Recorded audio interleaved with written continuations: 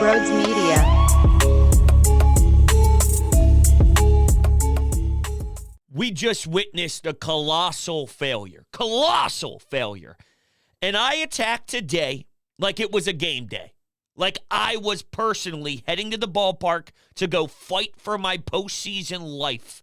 Took a pregame nap, had my pregame coffee, took my pregame shower. It was all business. And about 25 minutes before first pitch, I went all out convincing myself that we would win this baseball game. I was back on the train even after the heartbreak after Game 4. But once I saw how this game started to go, I knew what I needed to know. Unfortunately, it was bad information, but I knew what I needed to know. I saw it miles and miles away. The first inning, the Diamondbacks take the lead. Well, no. Goal number one was to get this building on fire.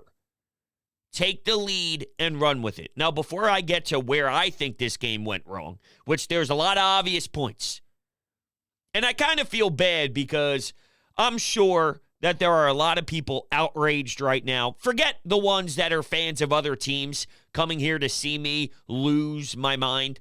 I'm talking to you, the Philadelphia Phillies fans. Those other people, they're irrelevant to me. They don't matter at all. Think about what they're doing. They're coming here to look at me sad to make them happier, which, look, I've done that before a billion times, so I get it. I've been in their shoes. I'm a sad person, too, at times. We all are. But at this point, I listened to my body after Game 4. And I know I keep stressing that. And I know I keep going back to it. But now with hindsight, there was a reason why I reacted that way. There was a reason why my body went numb. And I could feel shaking all throughout my blood. I thought I was living in a different world that night. That was telling me, yo, dude, that's where you just lost the series. And I thought, well, hold on a second. There's no way the Diamondbacks win 4 of 5 when you go up 2-0. I talked the talk, dude. I was cocky as hell. And there was reasons to be cocky as hell. The reason why this loss hurts, and real quick, let me summarize that point. My mind's bouncing everywhere.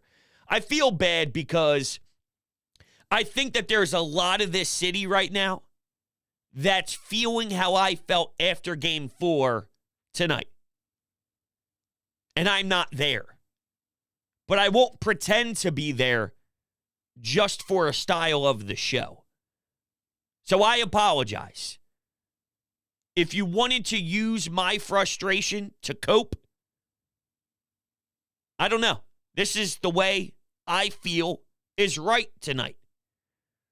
This was a colossal failure, though, and I'll give a shout-out to my guy, Chunis. So Andrew Chunis threw this out as soon as the game ended, recently looking at all the pain we suffered from 2021 on. Game 7 of the Hawks series, a 2-1 series lead in the World Series last year against the against the Houston Astros. The halftime lead in the Super Bowl. A 3-2 series lead over the Celtics, a 2-0 series lead this year in the NLCS, and then a 3-2 series lead with 2 home games to shut it down. That's a lot of emotions, right? The difference between this and some of the others, though, is pretty glaring to me. The Diamondbacks are not as good as the Phillies. So Game 7 against the Hawks, when the Ben Simmons collapse occurred, you were significantly better than that basketball team.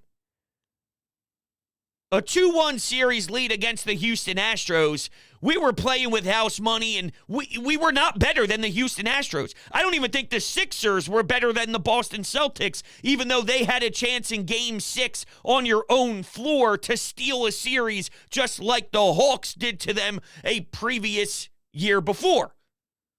It's not really about the other ones. I'm just trying to give you more of the perspective on why this should tear you apart. It's because you are better.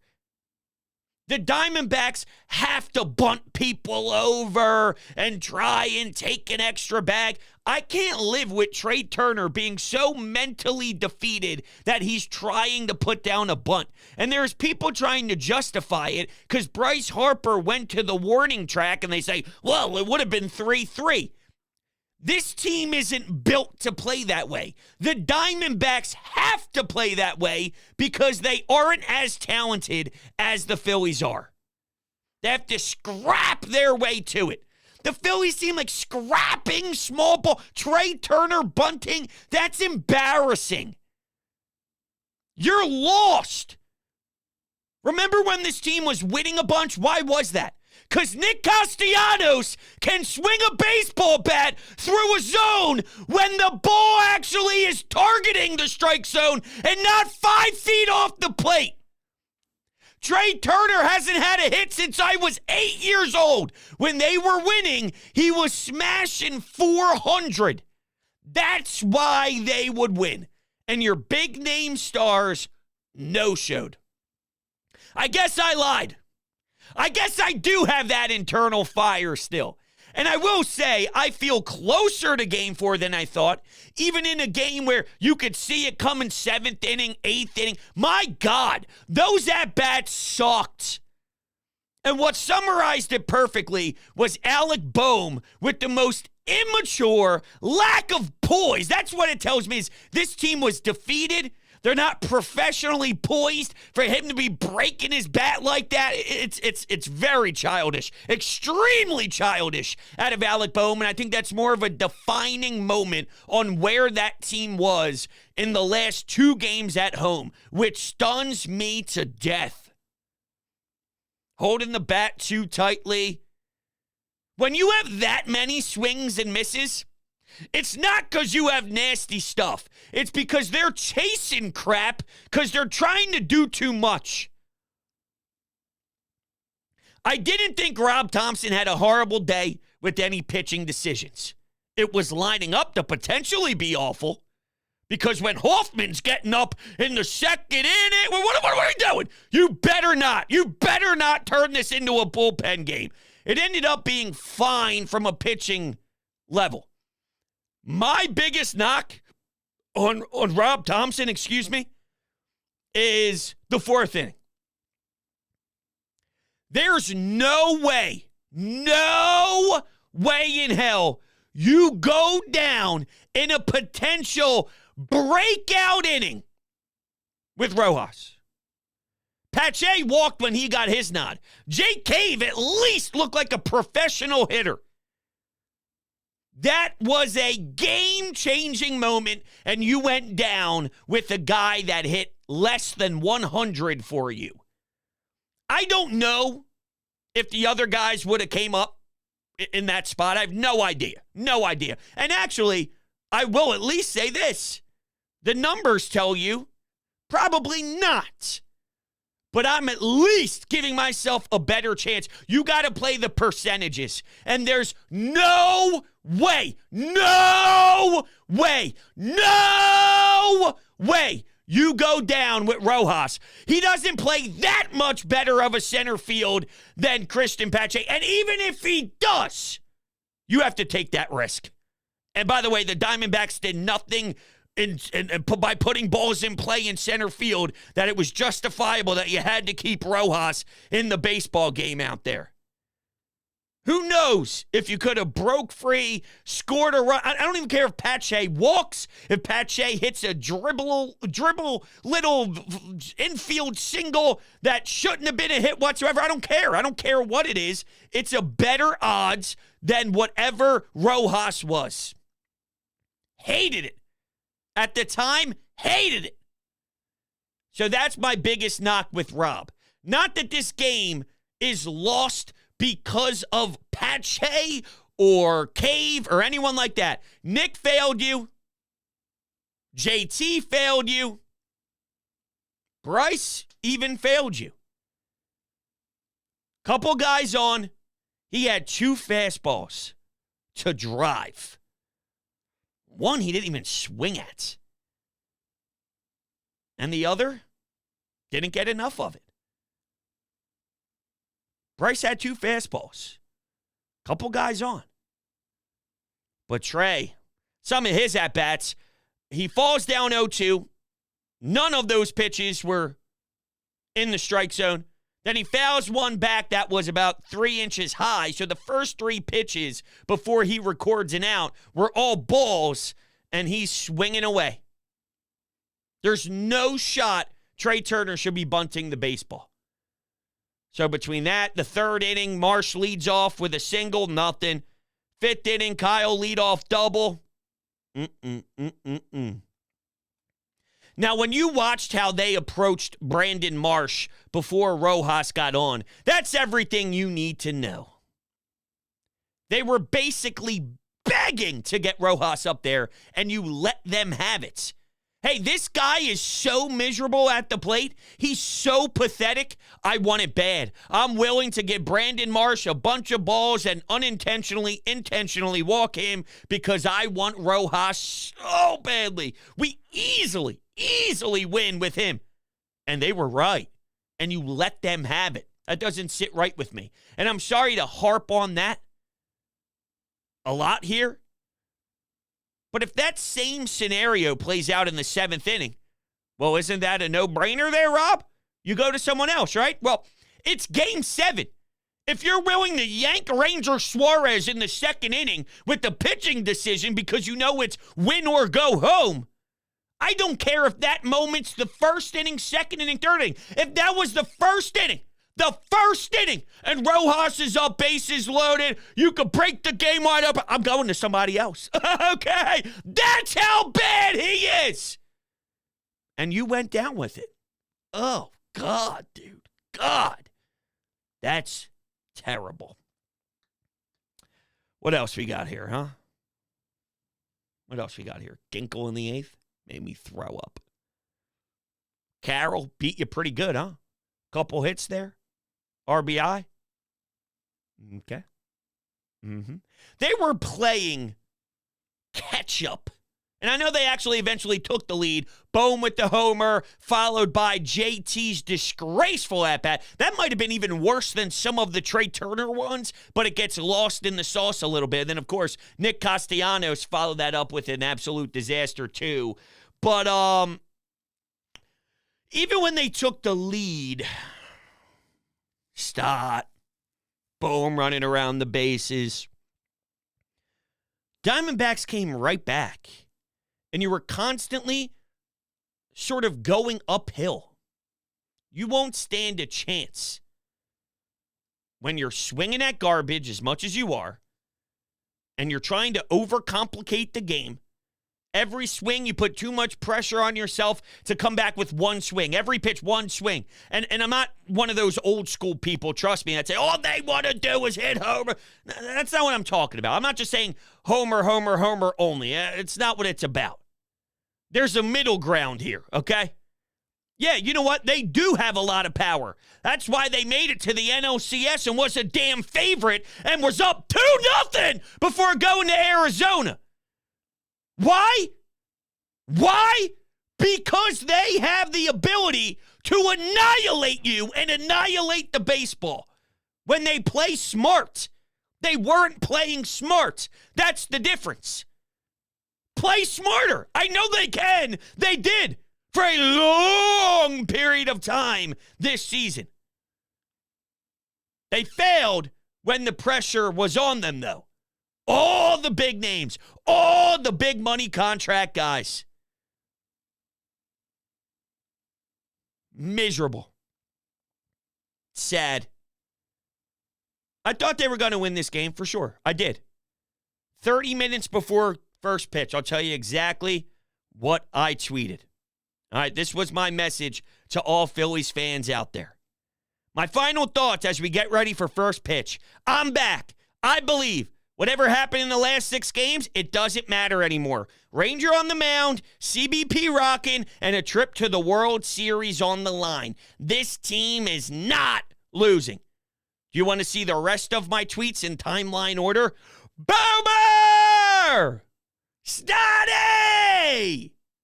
Then it becomes sad. Shrug emoji. Followed by a screenshot of Google, because when you Google most losses in MLB history, the first thing that pops up is the Philadelphia Phillies. They have the most losses with 11,241. You can add another one to the list. Followed by a colossal failure. Followed by Pache should have batted in the fourth. Followed by, I just can't believe Bryce Harper did not put that fastball in the seats. Followed by, I hope MLB is excited for the 7 people tuning in Friday night. We are now in the position where my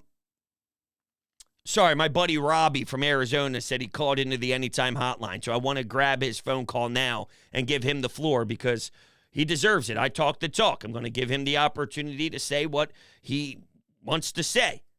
But now the Sixers, okay, now the Sixers have us in their hands to try and save our sanity. And shame on you, Bryce.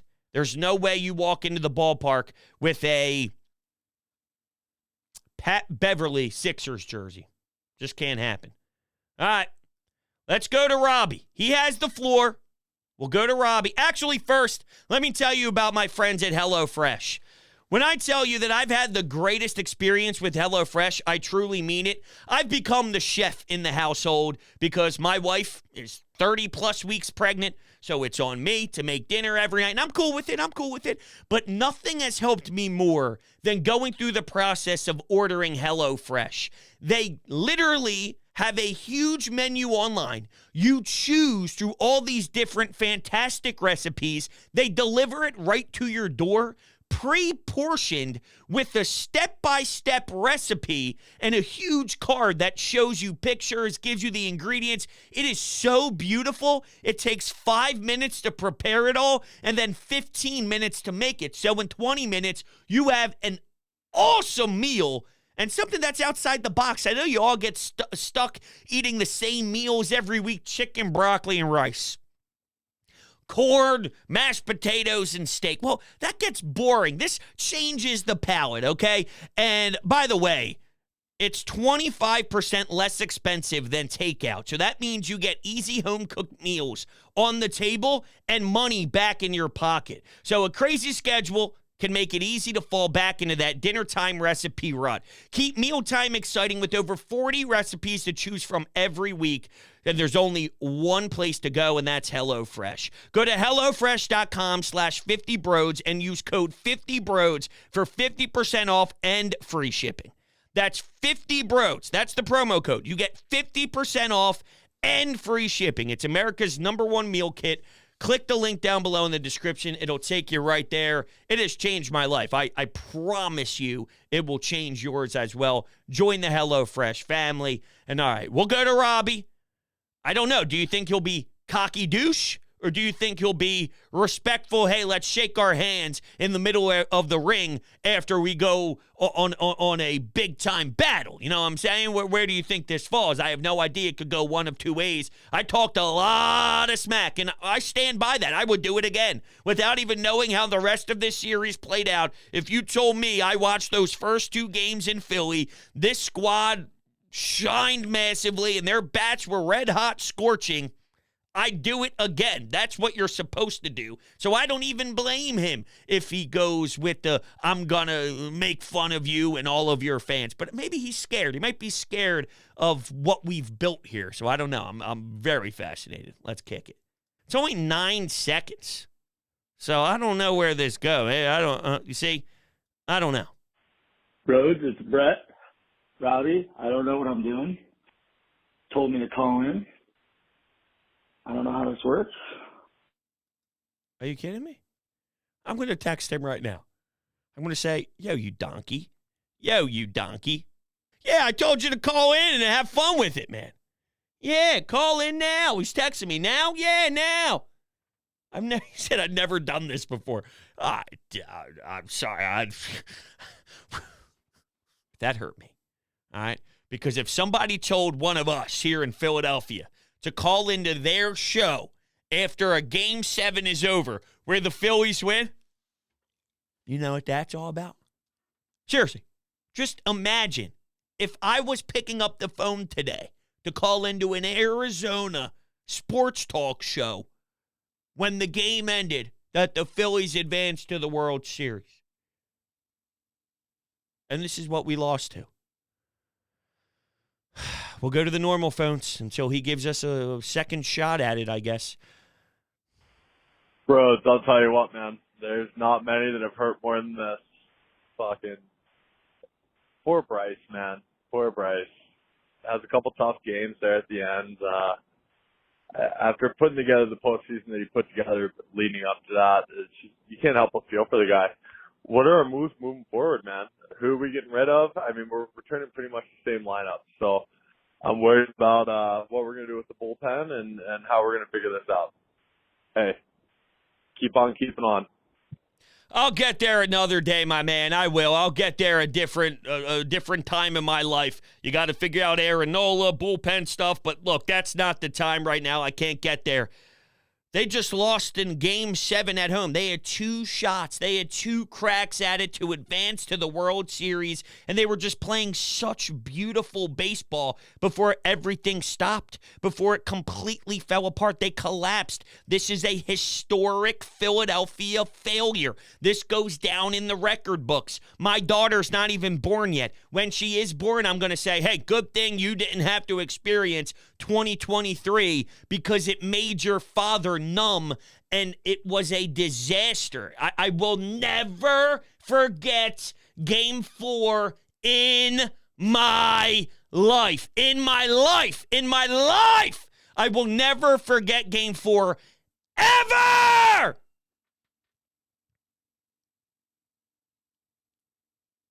This is such a bad feeling. I was looking forward to next week. I was looking forward to a World Series reaction again. I had so much fun last year. And it totally seemed that this team had it together and they were motivated due to the bad loss that stung them. Stung them. Last year against the Astros. I was wrong. Hey, Robbie called back in, though. Let's have take 2 here. Rhodes, thanks for having me on, man. Sorry, my voice is shot as it should be, but holy fucking shit, man. I am ecstatic. Never thought I'd be here. You could pinch me 1,000,000 times, still wouldn't believe it. To all you guys talking shit, fuel the fire. Snakes are alive, baby. Take it all day. I'm sure we'll see you again. Yeah, hell fucking yeah, baby. I can't believe this. It's all fun in baseballs, but that was such a fun series. I cannot believe what just happened. I am ecstatic. Thank you guys for such a fun series. I love the banter. Always will welcome it. It's all fun in baseballs, like I said, but thanks, bro. Talk to you. I took the high road. Oh, we took the high road. I hate that. That makes it less fun. All right, here's my thoughts right away. You know everything. This is everything's foreshadowing, right? I guess that's the description of today's show because there's so many things that you can look back on that defines certain things. Game 4 told me what I needed to know. Alec Boehm smashing his bat told me how this team was mentally. And now this. The Phillies are by far the better baseball team. He can't believe that this happened. He needs to be pinched. Why? Because that should have never fucking happened. There's no way that this Diamondbacks team with a rookie goes on the mound, and this goes back to the way that they were not disciplined in the batter's box. Some of those swings, dude, you're way too polished of a pro. You have way too many at-bats. You have way too many postseason at-bats at this point, too, to be doing that. I'm sorry. It wasn't all the great pitching from Arizona. I'm not tipping my cap. A lot of that is you shot yourself in the foot. And that's how teams like the Diamondbacks win. When you don't do what you're supposed to do. When you don't take responsibility by playing Phillies baseball the right way. Now you have Trey Turner questioning what he's even supposed to do. Should I bunt? Should I not bunt? No! No! That mentality, that's something else that describes the weak mental approach at the plate from this team, is you're questioning your identity. You're supposed to lose when that's the case. So, Robbie, I love you to death. I appreciate you. I was running my mouth. I said it's different here. Of course it is. Why wouldn't I say it's different here? It is different here. Until it's not. And now it's not. I don't think other teams are afraid of this place anymore. All you got to do is score first. You score first, everyone gets tight. Everyone squeezes the bat a little bit tighter. Can't get timely hits. To be fair, hasn't that been this team forever this season? When base runners are on, they fail. Well, it makes a lot of sense that that's what ended up beating you down by the end of it all. I just didn't expect Turner to go from, wow, this guy's raking, to I don't know what the sport is. Same with Nick. The same old off-speed pitches off the plate. Reverted right back to 2022 Nick Castellanos, and it happens so fast with these guys. It's ice cold or it's red hot on fire. There's no in between, and you have to ride those waves. And unfortunately, when you're up 3-2 after blowing a 2-0 lead, but then you at least respond and you go home. I thought this team went into these final two games just thinking organically they'd win because it would be so loud. They didn't have to do their part. It would just happen because everyone will be on their feet the whole time. And I didn't really even talk about Ranger. I thought Ranger was fine. Got hit up a bit. There's always seemed to be traffic on. They applied pressure. And the Diamondbacks weren't doing that for a while this series. They finally came alive to do it, but then Hoffman comes in. He doesn't feel like checking over at first base. I thought there was a chance to maybe not attack Carroll, but he elects to attack Carroll anyway with a base. It's like, hey, we don't want to give him a base, so then we'll attack him. Well, that guy was killing you all day long. Maybe you should have thought about it. Now, lefty, in theory, favors you. He's been quiet all series. Well, eventually, your top players will get out of their funk. We thought maybe that would happen for us. I guess that's not true because it didn't happen for us, and it happened to him. Game 7, Mr. Game 7. I can give him that title because he was sensational today. Did what he needed to do. Nuts. What's next? I think the worst part about this season, Broads, is that right now I'm not even sad. I'm not even really all that frustrated. I'm just numb. Like, maybe it's just my brain protecting me from my emotions right now, but I'm numb. The Phillies had a great season. I'm not going to deny that. And you know what? Making two consecutive playoff appearances, that is a good thing. I'm trying to keep those good things at the front of my mind at the front of my mind right now. But the last few games the Phillies played, they didn't show up. They didn't show up in the most important games in the season. They forgot how to take good at-bats. They started letting pitches go down the middle for strikes without swinging, and then they started swinging at pitches in the dirt or 3 or 4 feet off the plate. We played awfully. I think if this team works on plate discipline, we'll be a force next year, and maybe.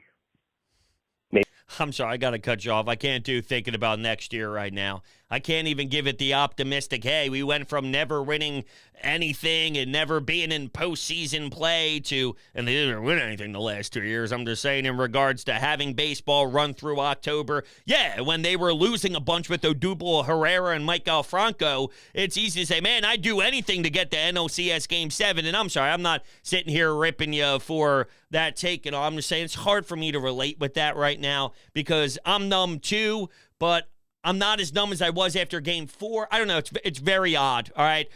I don't even know how to describe this, and I think that's where a lot of us are. We're all in this fog, and it's going to be a rough couple of days. I remember after losing the Super Bowl, I couldn't get back on my feet for 72 hours. Nothing felt right. Everything I did, if I'm playing Xbox trying to get my brain off of it, I'll play some Call of Duty. I'll play some NHL. Well, it's not really doing anything. All right, the Flyers are on. Maybe I can trick myself into enjoying something. Well, not really, because I'm just thinking about how the World Series starts on Friday night. You think I'm going to watch 1 second of the World Series? Absolutely not. Although I will, because I'm going to be betting on it, and my bookie can help us all out during this time of sadness by giving us an opportunity to make a lot of cash. And when your money's on the line, choose a trusted sportsbook that gives you tools to win, like MyBookie. At MyBookie, it doesn't matter if your team is up or down. You can easily cash out or bet the game live to come out on the winning side. So use MyBookie for daily odds boosts, same game parlays, and take advantage of huge prize pool contests. MyBookie has no strings attached cash bonuses that lets you deposit and withdraw quickly. Promo code BROADS gets you a $200 up to $200 cash bonus. That's promo code BROADS to claim your own cash bonus right now. Try the MyBookie money bag to grab a potential Super Bowl frontrunner at long shot odds like plus 38,000 on Eagles Chiefs. You won't find odds like that anywhere else. Bet anything, anytime, anywhere, only with MyBookie. All right, we'll snag another call here. Let's do it. Here forth comes the day where we make history, as we witness the most disgusting, disgraceful, and the biggest choke in Phillies history. I mean, we said it wasn't coming back. We said we're not worried. We have 3 more games. We made 3 runs in the past 2 games. 3 runs within Game 6 and 7. At home. What is the matter with this team? All I can say is we're going to have a long off season. A long off season.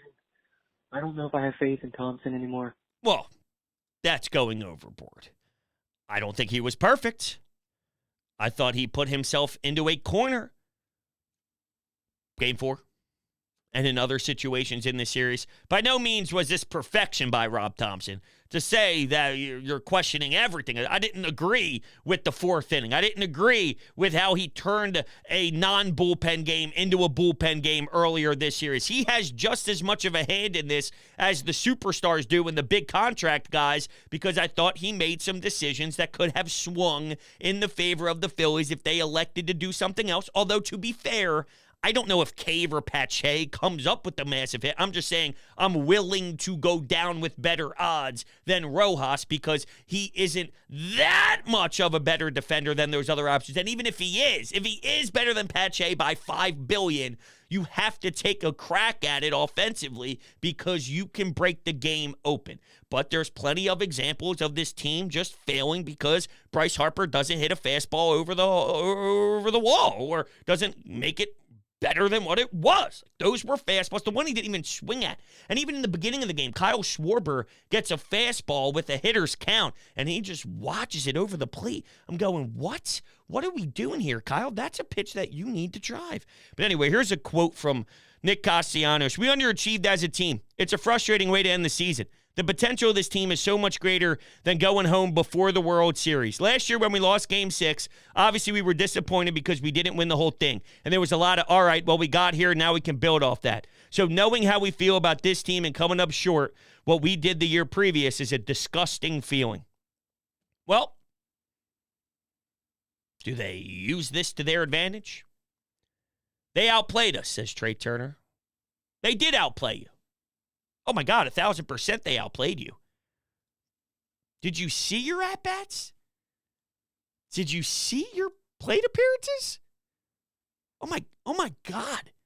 They outplayed you by 10,000 miles, which is sad because, well, you're better than them by 10,000. There's so much more talent on the Phillies. That's why this hurts so bad. It's not close. Listen, bros, I don't know if I've ever experienced a loss like that in a series, in a single game in my life. I mean, there's only one big takeaway I have from that game, and the series as a whole, Game 4, Game 7. Baseball just died in Philadelphia today. The Phillies team the past couple years, led by Bryce Harper, you had 2 aces, so many big free agent signings, so many big wins, getting to the playoffs twice in a row, beating the Braves twice in a row. I don't know how the city could ever wrap their arms around this baseball team again.